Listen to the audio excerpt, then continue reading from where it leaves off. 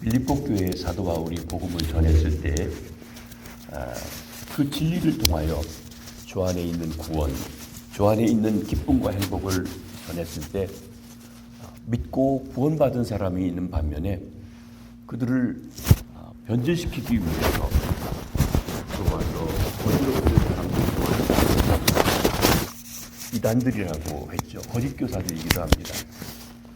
그 도전이 양면에서 있었다고 했습니다. 하나는 할례를 받아야 율법을 지켜야 구원받는다고 하는 율법주의자들이었습니다. 바울은 그들을 손할례당이라고 성령 안에서 주님을 온전히 믿는 우리가 진정한 참 할례파라고 말씀하셨습니다. 또 다른 한쪽은 우리가 구원받았으면 다 됐다, 완전하다, 율법을 지킬 필요가 없다. 그래서 반율법주의적인 행동을 합니다. 또 다른 말에는 완전주의자들입니다. 다 이루었다. 우리는 무엇을 하든지 구원을 잃어버리지 않는다라고 하는 것입니다. 어떻게 보면 양극으로 퍼져져 있는 그런 이단들입니다. 오늘 본문인 바로 이런 완전주의자들에 대한 이야기하면서 우리가 은혜를 통하여서 주 앞에 나아가지만 완전에 이르기 위해서는 성장해야 되고 성장의 과정이 있음을 말씀해 주고 있습니다. 생명을 얻은 사람은 성장해야 합니다. 단번에 완전해지지 않습니다. 성령을 받았다고 완전해지는 것은 아니라고 한 것입니다. 하나님의 계시를 받았다고 해서 다 된 것은 아니라고 한 것입니다. 사람이 태어나면 젖먹이에서 어린이 시절을 거쳐 청소년, 청년, 그리고 장년을 거쳐서 이제는 노년에 이르는 그 성장의 과정이 우리에게 있습니다. 영적 생명을 얻는 것도 그 성장의 과정과 단계들이 있습니다. 우리는 크게 영적 성장의 세 가지 단계에 대해서 신학적으로 말합니다. 하나는 중생입니다. 이것은 거듭나는 것입니다. 이것을 칭의라고도 말합니다. justification, 의롭다 여김 받는 것입니다. 또 생명을 얻어 하나님과 아버지와 아들의 관계가 되어지는 것입니다. 성령의 역사하심 가운데 우리 죄가 드러나고 회개하고 그리고 그것을 해결할 수 있는 길이 그리스도 예수라고 하는 것을 알고 믿을 때 하나님께서 우리를 용서하시고 하나님과 바른 관계에 세워주시며 하나님을 알기 시작하는 것입니다. 영적 구원의 첫 번째 단계입니다. 하나님을 아는 것이 영생입니다. 그래서 요한복음 17장 3절에 영생은 곧 유일하신 참 하나님과 그의 보내신 자 예수 그리스도를 아는 것입니다. 지식적으로가 아니라 인격적으로 알아 하나님과 바른 관계 갖게 됩니다. 이때 하나님의 생명을 얻습니다. 그것이 영생입니다. 이 땅에 살면서 시작된 그 생명이죠. 두 번째는 성화의 과정입니다. sanctification입니다. 한번 예수님을 믿은 사람은 거기서 끝나는 것이 아니라 하나님을 더 깊이 알아갑니다. 말씀을 통해서 체험을 통해서 더 깊이 알아가게 됩니다. 그래서 거룩해져 가는 과정입니다. 우리 성결교회에서는 그 과정에 성령의 역사하심 속에 더 깊은 단계로 들어가는 것을 은혜의 단계를 말씀하고 있습니다. 사도 바울이 본문 앞에서 내가 그리스도와 그 부활의 권능과 그 고난의 참여함을 알고자 하여라고 말했을 때 알고 싶다는 것은 이런 경험적인 점진적인 알을 말씀하고 있는 것입니다. 사도 바울이 이 말씀을 기록했을 때 그는 그리스도를 알고 그리스도를 믿은 지 10년이 넘은 때입니다. 그러므로 그리스도를 닮아가는 것, 그리스도를 깊이 알아가는 것, 이것이 거룩해져 가는 과정, 성화인 것입니다. 이 성화의 단계에서 우리 삶이 참 변하게 됩니다. 그리스도를 닮은 삶이 됩니다. 그리고 성령님과의 깊은 교제 속에서 성령의 열매가 우리에게 맺히는데 성령이 역사하기 시작하면 열매가 조그맣게 맺히지만 이것이 먹음직하게 무르익어 가는 것, 그런 삶을 가리켜 말합니다. 이때 우리는 다른 생명을 주 앞에 인도하는 전도의 열매도 함께 맺혀질 수 있게 되어져 가는 것입니다. 그리고 마지막 단계는 영화입니다. 거룩해졌어도 우리가 이 땅에서 질병과 죄의 결과에서 오는 연약함을 피할 길이 없습니다. 그러나 영화가 되면 온전해집니다. 그때는 우리가 죄를 벗고 육신의 연약함도 벗고 새로워지게 됩니다. 고린도전서 13장 12절에는 그때를 이렇게 이야기하고 있습니다. 우리가 지금은 거울로 보는 것 같이 희미하나 그때에는 얼굴과 얼굴을 대하여 볼 것이요 지금은 내가 부분적으로 아나 그때에는 주께서 나를 아신 것 같이 내가 온전히 알리라. 계시록에는 우리가 주의 얼굴을 친히 볼 때가 있을 것이라고 말씀하신 그때입니다. 내가 주 앞에 주는 순간 우리는 거룩해집니다. 영화롭게 됩니다. 글로리피케이션입니다. 그때 우리는 예수님의 부활하신 몸, 영화로운 몸, 신령한 몸과 같이 됩니다.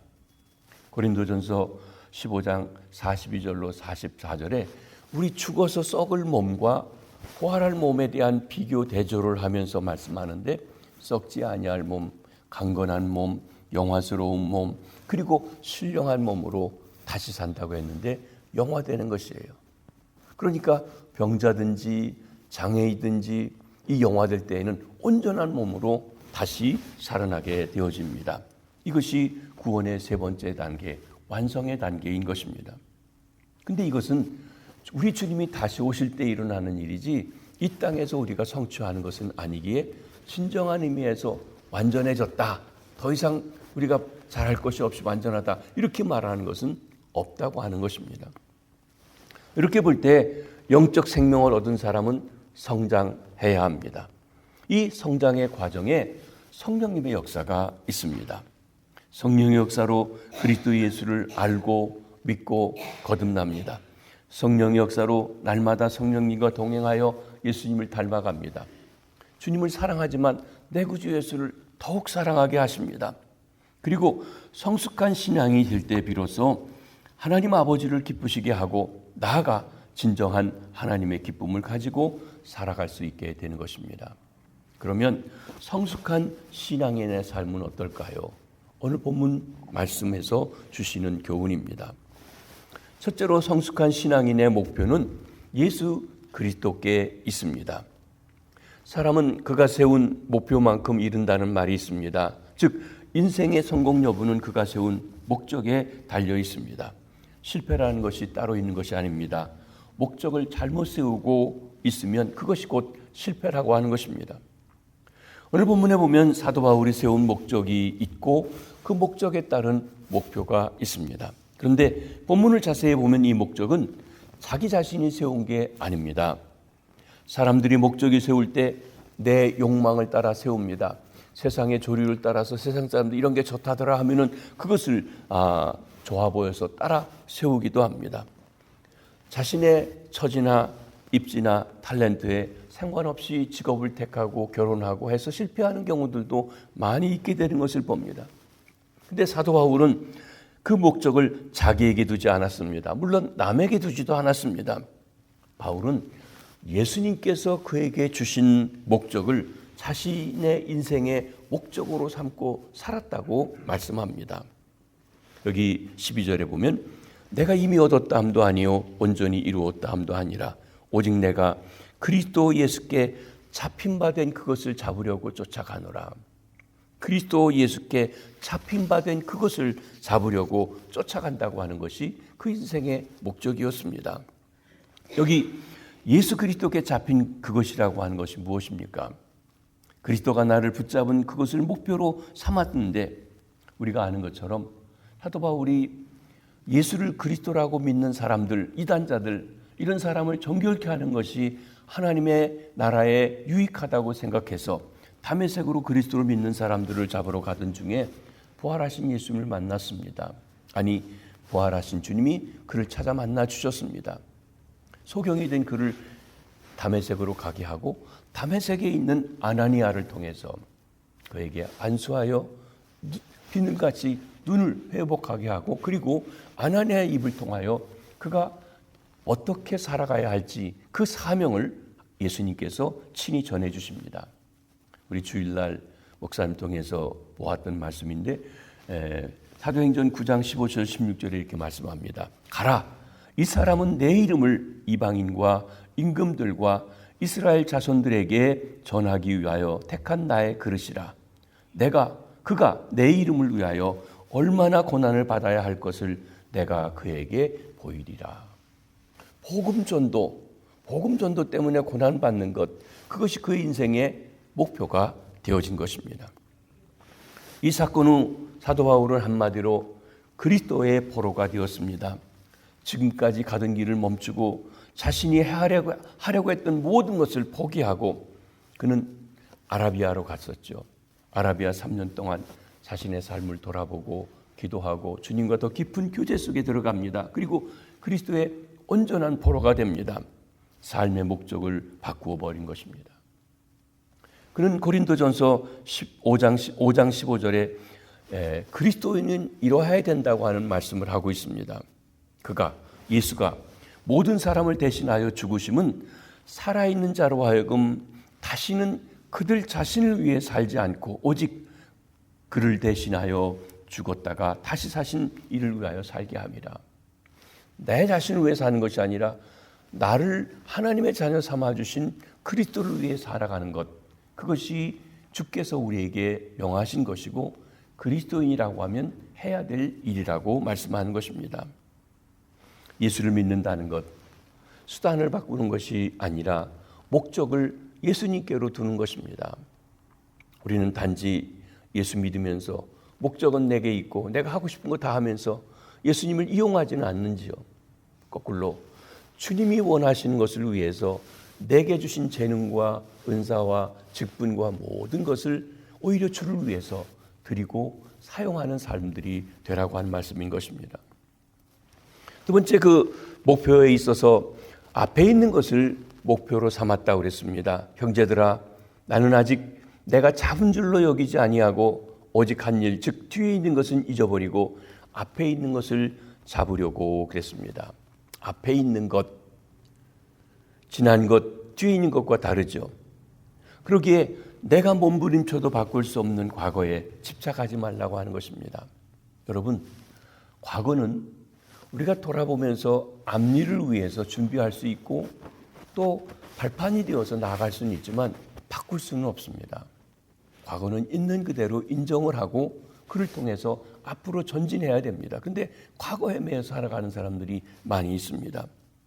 악몽 같은 추억, 부끄러운 기억, 나쁜 관계, 실수했던 것, 거기에 매여서 헤어나지 못하는 일들이 있다고 하는 것입니다. 그러나 앞에 있는 것, 미래지향적인 것입니다. 온몸을 기울여 앞을 향해 달리는 선수의 모습을 말씀하고 있습니다. 앞을 향해 달려간다는 것은 표대이신 예수 그리스도를 향하여 달려가는 것을 말합니다. 히브리서 12장 2절에 우리에게 신앙의 경주에 대해서 말씀하시죠. 믿음의 주요 또 온전케 하시는 이 예수를 바라보자. 그는 앞에 있는 기쁨을 위하여 십자가를 참으사 부끄러움을 개의치 아니하시더니 하나님 보좌 우편에 앉으셨느니라. 하나님이 상 주실 것을 바라보면서 현재의 고난을 이기고 나아갔다. 예수님이. 그처럼 우리는 승리하신 주님을 바라보고 살아가야 된다고 했습니다. 그리고 14절에는 예수 그리스도 안에서 하나님이 위해서 부르신 상급을 위해서 달린다고 그랬습니다. 푯대를 향하여 그리스도 예수 안에서 하나님이 위해서 부르신 상을 위하여 달려가노라. 여러분, 우리 행한 것에 대한 상이 있습니다. 칭찬이 있습니다. 또는 꾸지람도 있습니다. 그런데 바울 사도는 하나님께서 나를 위해 예비하신 상급, 그것이 진정한 목표라고 했습니다. 바울이 앞에 있는 것, 하나님의 부르신 부름의 상을 위해 달려간다고 합니다. 주님이 주시는 상만 바라봅니다. 사람의 칭찬이나 비판이 있지만 그것에 마음 쓰고 상하고 낙심하지 아니하고 아랑곳하지 않습니다. 푯대를 바로 보고 내 삶의 목표, 내 삶의 진정한 목표는 예수 그리스도, 위에서 부르신 상, 그것을 바라보고 달려가는 것, 그것이 성숙한 그리스도인의 삶이라고 하신 것입니다. 한 번은 제자들이 예수님의 명령을 따라 전도하고 돌아와서 보고하죠. 주님, 우리가 복음을 전했더니 귀신이 나고 병자들이 나고 기적과 이적을 행했습니다. 너무 좋아서 얘기했습니다. 그랬더니 주께서는 무덤덤하게 이렇게 말씀하시죠. 너의 이름이 하늘에 기록된 것으로 기뻐하라.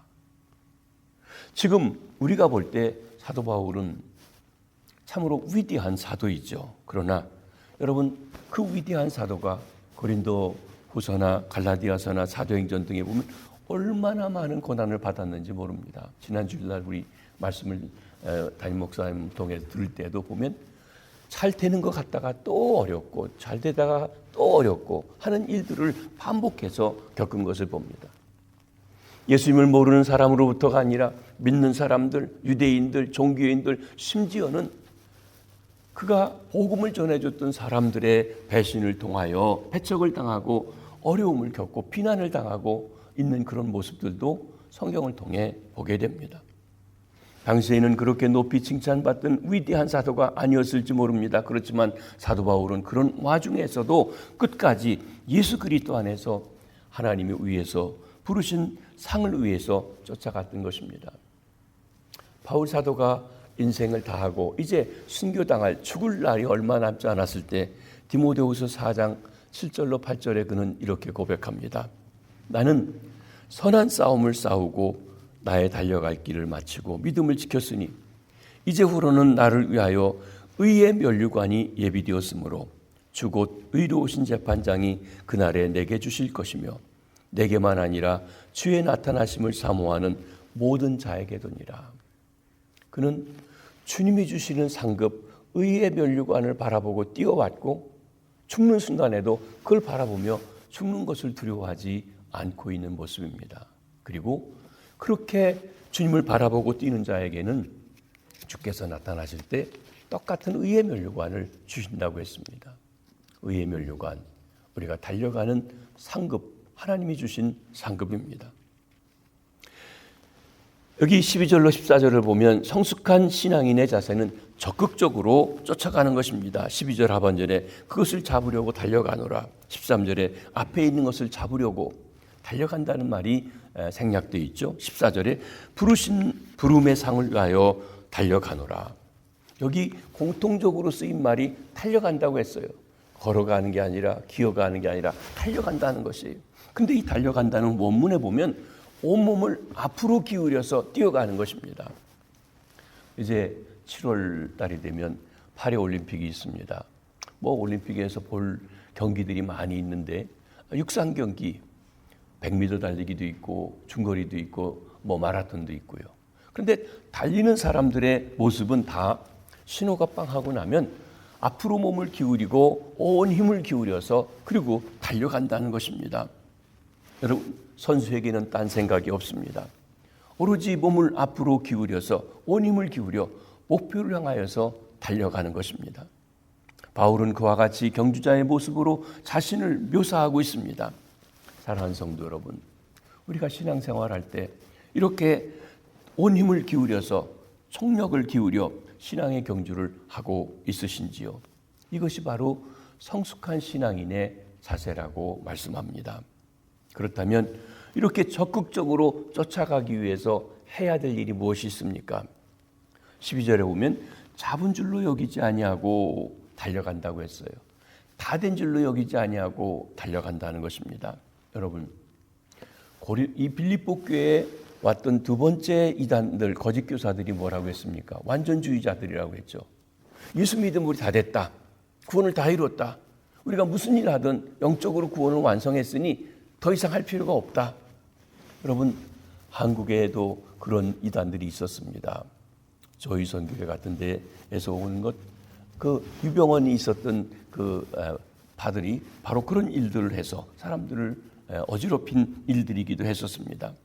그런데 그리스도께 잡힌 것이란 그리스도가 내게 기대하는 것을 다 이루었다라고 생각하지 않으며 항상 미완성이고 부족한 부분, 아쉬운 부분을 가지고 살아갑니다.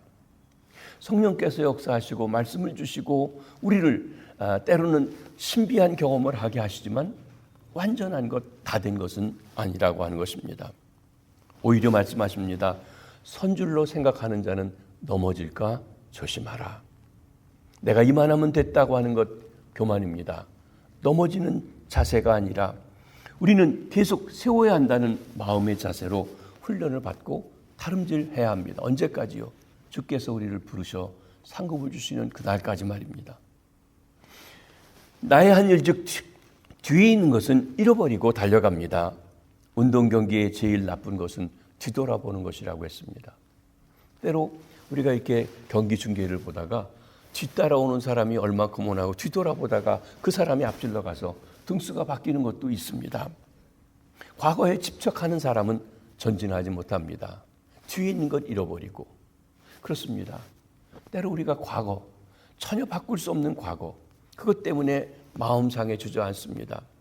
나쁜 과거만 아니라 때로는 자기가 잘했던 일 때문에 거기에 취해가지고 발전하지 못하는 경우도 있습니다. 그런 의미에서 하나님께서 우리에게 건망증을 주셨는데 건망증이 잊어버림의 축복입니다. 우리는 때로는 과거에 대해서 잊어버릴 필요가 있어요. 하나님께서 은혜로 내가 너희를 다 용서하노라 했는데 용서해 준다고 하는데도 잊어버리지 말고 거기에 매여 있을 것이 아니라 앞으로 나아가는, 그리고 잊어버리고는 나아갈 수 있어야 된다는 것이에요. 예를 들어 보세요. 돌아온 탕자. 아버지의 재산을 다 쏟아붓고 탕진했습니다. 잘못된 삶을 살았습니다. 그래서 저는 아들의 자격이 없다고 얘기했습니다. 맞습니다. 그런데 아버지가 가락지를 끼워주고 그 잔치를 베풀어주고 새 옷을 입히고 그를 받아줬습니다. 그런데 그 과거에 있었던 탕진했던 일만 매여 있다고 하면 아들의 삶을 바로 살아갈 수가 없는 것입니다. 그렇습니다. 우리가 주 안에서 진정 회개했다면 과거를 잃어버리고 하나님을 온전히 섬기며 나아가야 합니다. 지난날 잊어버려야 앞으로 나아갈 수 있다는 것입니다. 그렇습니다.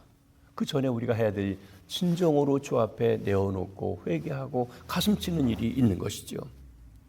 또한 앞에 있는 것을 잡으려고 달려간다고 했어요. 우리가 출애굽기를 통해서 민수기로 넘어가서 보면 참 답답한 일을 보게 되죠. 이스라엘 백성들이 하나님의 애굽에서의 10가지 재앙, 또 나아가서는 홍해를 건너는 사건들, 광야에서도 만나와 메추라기를 먹이시고 또 반석에서 물을 내시는 그런 일들을 하는데 조금만 가다 어려운 뭐라고 합니까? 애굽이 좋았는데 하면서 애굽으로 돌아가자고 합니다. 홍해를 지나왔기 때문에 결코 다시 돌아갈 수 없는데도 돌아가자고 답답하고 어리석은 생각을 합니다. 여러분, 앞으로 가다가 막히면 위를 바라봐야 됩니다. 앞으로도 갈 수 없고 뒤로도 갈 수 없을 때 위를 보고 하나님을 바라볼 때 하나님께서 홍해를 가르는 놀라운 역사를 해주신 것입니다. 그것이 승리의 비결입니다. 우리가 신앙생활 하다가도 막히는 일이 있습니다. 그때 하나님께서 어떻게 역사하실지 바라보고 위를 바라보고 기도합니다. 우리에게 부르신 기쁨이 있고 준비된 상이 있고 내게 향하신 하나님의 섭리가 있습니다. 이제는 앞만 바라보고 표대를 향해 나아가는 것입니다. 마지막으로 성숙한 신앙인은 그 생각과 행동이 일반인과 다릅니다. 15절에 그러므로 누구든지 우리 온전히 이룬 자는 이렇게 생각할지니 온전히 이룬 자, 믿음으로 성숙한 자, 그리고 충분히 성숙한 자를 말합니다. 고린도전서 13장에서 앞에 우리가 잠깐 봤던 말씀이 그런 말씀이 있죠. 내가 어렸을 적에 말하는 것이 어린아이 같고 깨닫는 것이 어린아이와 같고 생각하는 것이 어린아이 같다가 장성한 사람이 되어서는 어린아이 것을 버렸노라. 내 생각하는 것, 내 말하는 것이 신앙의 성숙한 수준에 있는지 하는 것입니다. 우리가 이제 며칠 있다가 보게 될 4장 8절 9절에는 바로 우리 생각과 말하는 것에 대해서 이렇게 말합니다. 형제들아, 무엇에든지 참되며 무엇에든지 경건하며 무엇에든지 옳으며 무엇에든지 정결하며 무엇에든지 사랑받을 만하며 무엇에든지 칭찬받을 만하며 무슨 덕이 있든지 무슨 기림이 있든지 이것들을 생각하라. 너희는 내게 배우고 받고 듣고 본바를 행하라. 그리하면 평강의 하나님이 너희와 항상 함께 하시리라. 그렇습니다. 성숙한 신앙인은 성숙하게 생각합니다. 어린아이는 자기만 생각하고 자기 중심적입니다. 그러나 성숙한 사람은 남을 배려하고 남을 생각할 줄 압니다. 그리고 성숙하게 행동합니다. 사랑하는 성도 여러분, 우리에게 하나님의 생명, 영생이 있으신지요? 우리는 성숙하고 성장해 가고 있는지요? 아니면 무엇이 그 성장과 성숙을 가로막고 있는지, 혹 과거에 대한 어떤 상처가 우리로 하여금 나가지 못하게 하고 있지는 아니한지요? 성숙한 신앙인의 기쁨을 누리며 날마다 주님을 향해, 표대를 향해 다름질쳐가는 성숙한 신앙인의 삶을 살아가시게 되길 주님의 이름으로 축복합니다. 기도하겠습니다. 주님, 이 아침에도 저희들에게 불러주시고 새날을 주셔서 감사합니다. 우리를 구원해 주시고 하나님의 자녀 삼아 주시니 감사합니다. 날마다 주님과 함께 말씀으로 성령의 인도함으로 살아 성결하게 하시고 주님을 닮아가게 하시고 내가 주님과 동행함을 만민이 알아가는 그런 삶을 살게 하시옵소서. 내 구주 예수를 더욱 사랑하는 그 삶이 있게 하여 주시옵소서. 하나님의 상급을 바라보고 온 힘을 기울여 살게 하여 주시옵소서. 하나님, 복음 증거하라고 하셨습니다. 생명을 구하라고 먼저 우리에게 복음을 주셨습니다. 특별히 우리 시온교회가 7월 28일부터 8월 6일까지 태국 단기 선교를 합니다. 하나님, 300여 명의 학생들과 선생들과 또 그 부족들에게 복음을 증거하고 아버지 하나님이 하나님 말씀을 가르치는 일을 합니다. 성령께서 역사하셔서 복음의 진리를 알고 믿는 사람들을 주시고 구원시켜 주시옵소서. 그 일을 통하여 우리가 성장하고 성숙해가는 우리 대원들, 우리 교회 성도님들 되게 도와주시옵소서. 오늘도 새날을 주셨는데 일터로 나아가는 우리 성도님들의 일터 위에 주의 인도하심이 함께하옵소서. 학교 가서 공부하는 이들, 방학하고 있는 우리 자녀들 지혜를 주시옵소서. 또한 하나님 병상에 있는 환우들, 특별히 우리 김순자 권사님, 암과 투병하기에 합당한 건강을 주시고 항암 치료를 잘 받고 회복할 수 있도록 역사하여 주시며 하나님 은혜위원회를 덧입혀 주시옵소서. 이 하루도 주님과 동행하는 복된 하루, 또 기쁨의 하루, 평강의 하루 될 수 있도록 축복하여 주시옵소서. 감사합니다. 축복합니다. 예수님의 이름으로 기도하옵나이다. 아멘. 자유로 기도하시다가 돌아가십니다.